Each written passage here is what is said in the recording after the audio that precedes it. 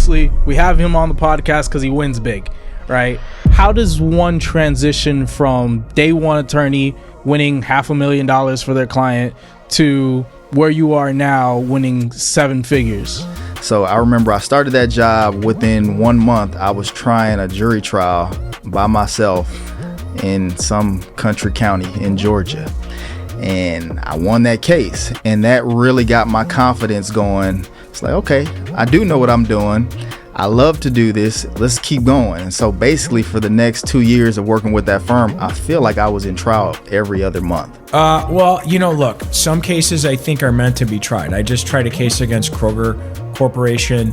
We got $77 million verdict. My client was a wonderful human being. I spent time with him at his house and his family. I went out to lunch after church with him and his family. I got to know them.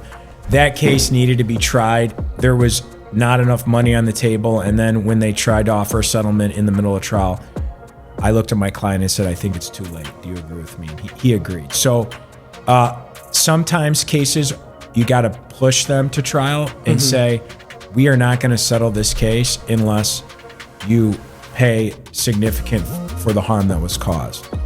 As you know, left-hand turn cases are notoriously complicated and difficult cases.